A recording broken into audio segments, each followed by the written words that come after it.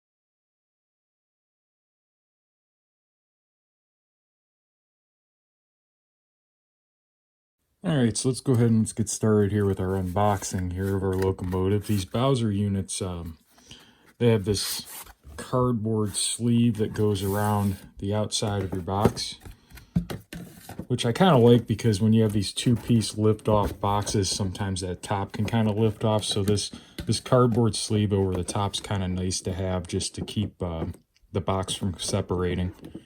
And then, of course, we have our lift-off piece here with the window. And that's going to open us up to our inner workings of our box here. Now, as you can see, we have a plastic cradle piece here that the locomotive is screwed into with some foam end inserts. And as you can see, you can shake it around. The locomotive isn't going anywhere. I do kind of like the other style where there's like the clamshell and stuff, or at the very least where like Atlas has like a plastic cover piece that goes over top of this plastic deal, but this doesn't seem to be an issue. It's just different. Haven't seen that before. Of course, we have some extra stuff here. We got a little broom in there. I don't know if you guys will be able to see that broom. A broom and some little things that I have no idea what they are. I don't know. Anybody know what the heck them are? Anybody? Because I don't know what those are. But looks like we also have some paperwork in here if I can get it out. What do we got here? So this looks like a little instruction guide. There's our whole function deal there, so we know what the heck everything does. Gonna need that here a little bit later. Anything on the back? Nothing on the back. Oh, an entire page dedicated to lubrication. Would you look at that? Little picture instructions, shows you how to get inside. That's nice. Very nice. So overall here, we got pretty much just the basic paperwork. I kind of like that, you know. It drives me nuts when other manufacturers like throw a bunch of extra junk in there. You know, subscribe to this, buy that, do this, do that. I can't stand that. So it's kind of nice just to have the bare bones stuff we need when it comes to paperwork. Now this foam's kind of a little bit hard to get out of the box here a little bit because it really wants to stick in there. It's the downside of using that foam over the plastic, but all right, so now to get our locomotive out, what I'm gonna have to do here is I'm gonna have to hold the locomotive in the center here as I unscrew these screws from the bottom. The other thing I'm not too keen on with the screw-in deal. I do like it quite a bit, but I don't like how when you take the screws out, they're just loose. I wish there was like a way they could put something to like keep the screws from falling all the way out of this cradle deal, like something on like something here just to keep them from falling out. That would be really nice to whatever manufacturer could figure out how to do that. But for now, I'll take it for what it is. So that's how you get these out. Let's go ahead and we'll start taking a look at this unit here. All right, so getting started here, we're just going to do an overview overall of the details on these locomotives. For those of you that don't know, I am not a CP rail expert. I'm just a dude that models the late 90s and is a bit of a sucker for SD40-2's, and these Bowser units are pretty nicely detailed. So we're going to go ahead and get started here with all of our like front pilot detail here. You got some kind of Bowser metal coupler deal here. It's pretty all right. Looks pretty decent. I'd still probably swap it to a KD, but it is metal and it does seem to be pretty decently made. I do like how it's got like the little rib deals here on the side. That's kind of nice. You don't see that generally on like a generic coupler. Also, you got your like front CP plow deal. I don't know what you'd call that kind of plow, but it's a weird shaped kind of rounded deal here. Let me see if I could zoom in on that. You got your MU hoses. Those all look pretty sharp. Your coupler cut bar is on there too. Looks pretty dang good. Some ditch lights, which from what I can see here actually have the LED mounted right on them. So shout out to Bowser for doing that. You got your little lift hook deals up here on the front as well. Those look pretty good. Little MU stand. You got your little drop step as well on this particular unit, which as you guys can see does drop. I like that. Got your little kind of, I don't know what the heck they call that in these Canadian units, but your little like crossover handle deal. That was kind of a GMD thing. I never saw that in a US locomotive, so that's kind of cool. Your nose headlight, you got your grab irons, bell up here. You also have this different style sand filler hatch than what's on most of your North American made locomotives. These being made up in Canada, they have some oddball stuff like that to them. You also, you got your marker lights up here as well, which is pretty cool. Or excuse me, your class lights up here. You got red, green, and white.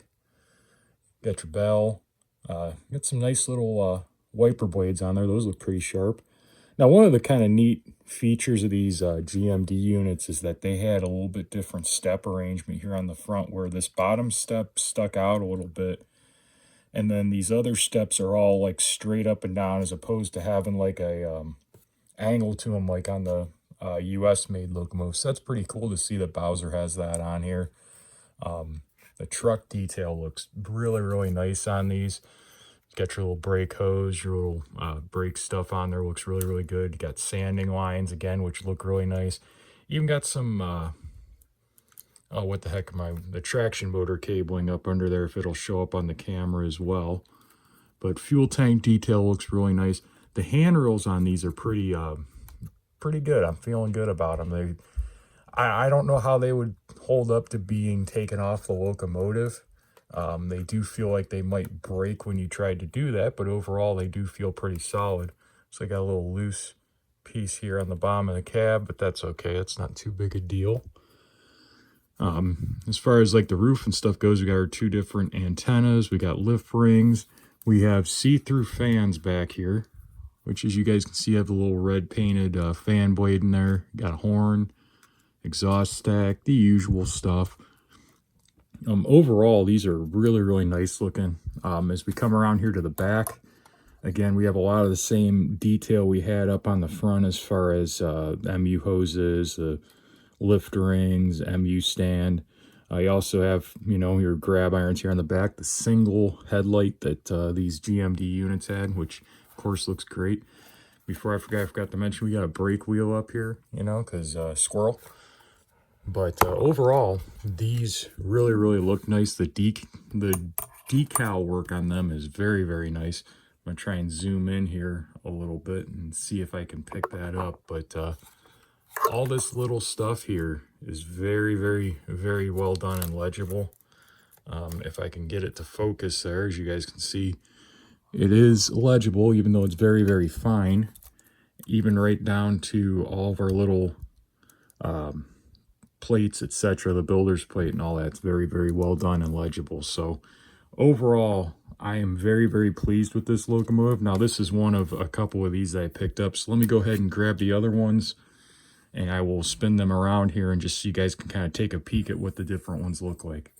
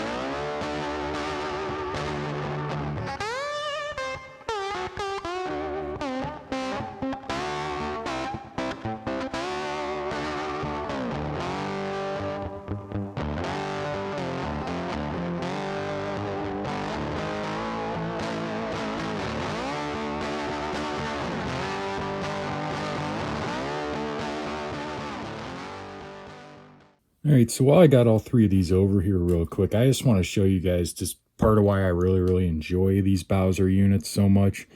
These CP units all had just a lot of variation in the different orders, etc. And Bowser really, really goes pretty far with trying to do different units on each run. They do, I think, 7 or 8 different variations of CP units per run, and that's pretty cool to me to see, especially when you look at like these three particularly together.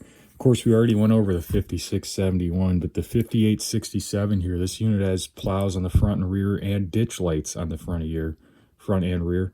It also has an anti-climber on it, which is pretty cool to see, as well as it's going to be kind of hard to really tell. But if we get the right angle here, you guys can see the long versus short noses. Also, the 5867 does not have the class lights on it that the 5671 does. It also has a few more MU hoses up top. And that's just kind of the basic things you're going to see when looking at these. You could also look at the 5867 has the silent style exhaust, whereas the 5671 does not. It also has this little winterization hatch and these piping up here along the roof as well. So that's just kind of what I really, really enjoy with these Bowser units, is you could get a lot of variation in one run of locomotives from them. So it's kind of cool to see. It's something I really enjoy, and it's part of how I ended up with the handful of these that I did. All right, so we're going to go ahead and move on to our standards and kind of take a little look at the operational aspects of these here. We're going to go ahead and check out wheel gauge, because I know a lot of people like to see if these manufacturers are staying good with putting out locomotives that have wheels engaged right out of factory. And these ones so far are looking pretty good. I don't see any issues thus far. Once in a great while, you'll get somebody puts out a locomotive that'll have a bunch of problems with the wheel gauge.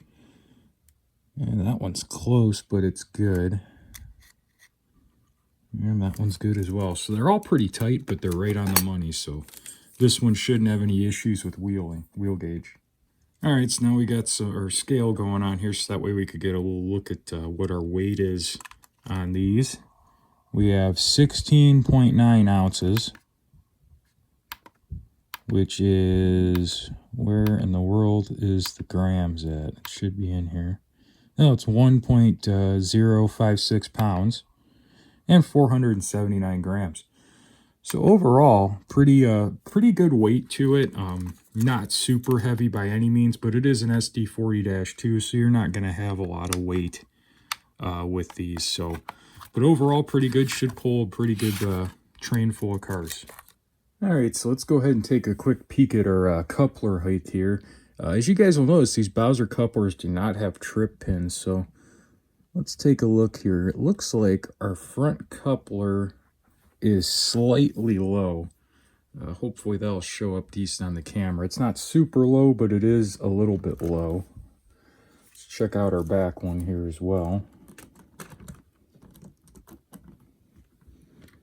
And our rear coupler is showing about the same. I'm not sure how well that's going to pick up there. But it's a hair low. It shouldn't be low, so low that it'll cause issues, but it is a little bit there. If you're somebody that's a little bit nitpicky with coupler height, etc., you'd have to do a little work to get this to the right height. All right, let's go ahead and take a look at some of our lighting functions here. Now, I want to note that I'm doing this test with the lights on. I'm not going to turn off the lights and try to show what it looks like in the dark because, in all honesty, I'm sure I'm not the only one out there that doesn't do much as far as night operations. I'd rather see what a light looks like just in natural, layout lighting. That way you get a little better idea on whether the light's actually bright or dim. So we're going to go ahead and we're going to turn on our headlight here. And as you guys can see, it's pretty dim. It really does. It definitely looks like to me, we'll have to see when we take the shell off of this, but it would almost appear as that this is piped in from back in here somewhere. Definitely not as bright as what I would like to see. Definitely something I would have to rework a little bit. Now for the ditch lights, those actually look great. Those have a nice bit of light to them. They have a nice like amberish hue to them. Definitely look good as far as our ditch lights are concerned. And then our auxiliary 5 will cycle through our class lights, which as you guys can see, there's the white, which looks pretty good. There's our green, which is still pretty good. It's not super bright, but not super dim. And then there's our red, of course, last, and that doesn't look that bad as well. A little bit on the dim side, but still looks pretty good. Now let's go ahead and fire up this ESU decoder and check out some sounds here.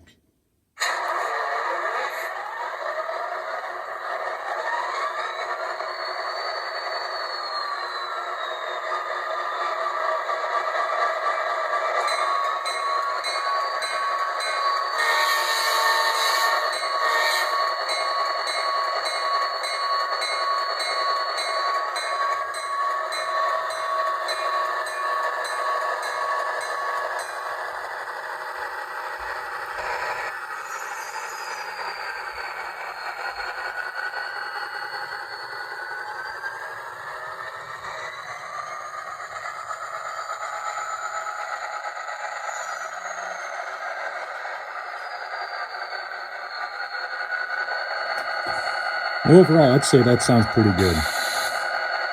All right, so before we head over to the workbench here, I want to go ahead and just show this 5671 here real quick. Give you guys just an idea how quiet these locomotives run when you don't have the sound on. They are very, very quiet. Go ahead and wind this one up.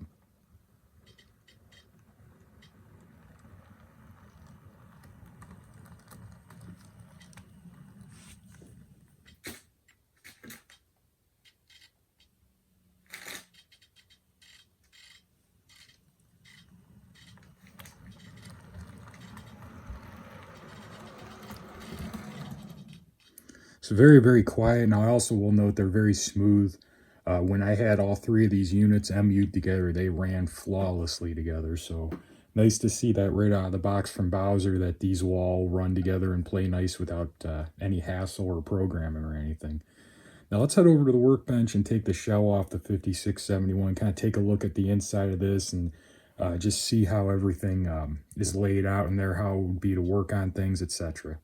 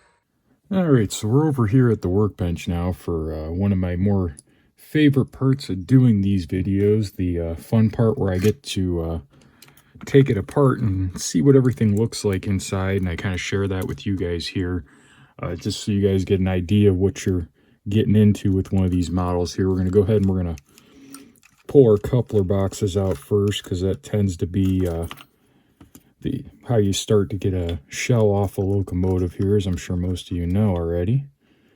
And we'll just go ahead and take our screws out, and I always like to put the screw back in the coupler box so it doesn't go flying off somewhere if I bump the workbench here or anything. Just kind of helps keep everything organized. So, you know, I do a little set it in there. And then in theory, I believe the shell just comes off from there, so we'll see what happens here. Oh yeah, just a little wiggle and comes right loose there. That's good. Alright, it looks like we have our ditch lights, and our ditch light wiring up here in the front is connected with a plug. I don't know how I feel about that. Looks like the ditch lights themselves are just kind of, looks like they have some kind of glue, if I can get the camera to focus on that there. Looks like there's some kind of glue kind of holding the ditch lights in up there in the front. Looks like we do have number board lights. I didn't really see them working too much there. I'll have to figure out what function that's on. And also, you guys can see our headlights piped in, our LED for our headlights right here in this front spot. That's not too bad. I don't know how I feel about that tape being right over that. That might be a little bit of why that's somewhat dim maybe. But kind of looking back here towards the back, we got a similar kind of setup deal here in the back. This whole rigmarole in there for just the rear headlight. That's kind of the thing when you're dealing with a locomotive like this from a manufacturer, where everything's kind of all set up to be interchangeable with other different variations and styles. So as you can see, it looks like they have a setup here for if you had class lights on one of these or number boards, which this does not have here on the rear, so all that's unnecessary. Looks like a piece of tape in here. I wonder what that's for. Interesting. Now, taking a look at our motor and drive assembly here, we have a nice big long weight piece here that looks pretty good. Definitely part of the reason why this locomotive does have some good weight to it.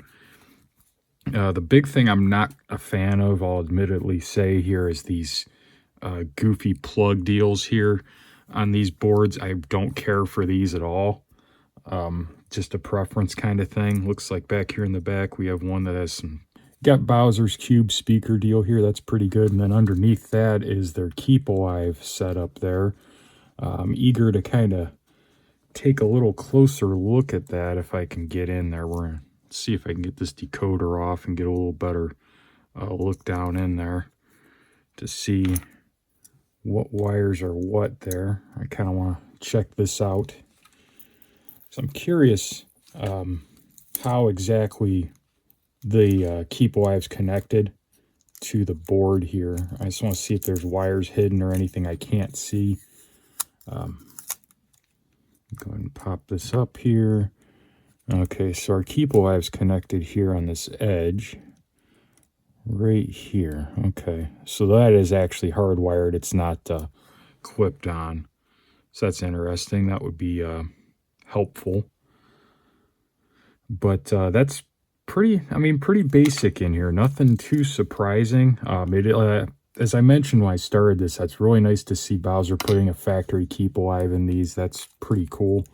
I'm glad to see they made that upgrade. And then I'd also like to note with that these are still right around a similar price to what I paid for them a few years ago. So you have that Keep Alive now, and you're not paying anything really extra for it compared to what other manufacturers would charge. So overall, pretty happy with how this looks in here. If I didn't mention earlier, you do have to set function or auxiliary 12 to power pack control to get this keep alive to work. It does not work from the factory unless you change that. So otherwise, a pretty good base model to start doing some upgrading with. One thing I'll probably end up doing down the road, if you guys would like to see, is I'll probably end up taking out all of this factory boardage, all this piped in lighting, all this, you know, mounted LEDs. I'll probably put a a decoder buddy in here. I'll just rip out this board, put a decoder buddy in, and I could hopefully wire that keep alive too, and then I'll mount LEDs in the actual shell itself for this. So while I put this back together here, I'll go ahead and give you guys my closing thoughts and all that here.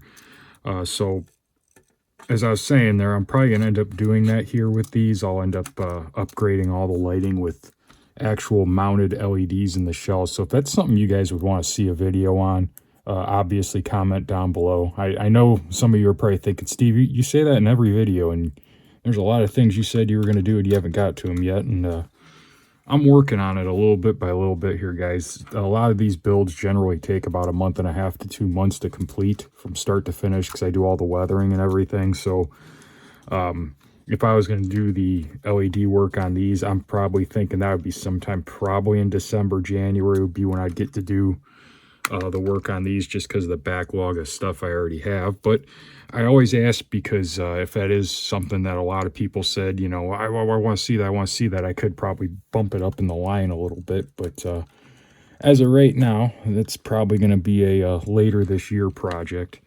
Probably the end of the year we'll be doing a pair of these up with the full LED lighting and the sound work. So you guys down there in the comments, let me know, those of you that have bought these, what you think of them. I'm really pleased with them. Very pleased with these. Bowser just really continues to, you know, kind of low-key and subtly kind of put out really nice, well-detailed models for good prices. And in today's day and age, you know, good value like that's something I really appreciate. So as always, guys, I'm Conroe Steve. I want to thank everybody for watching, and I'll see you all in the next video.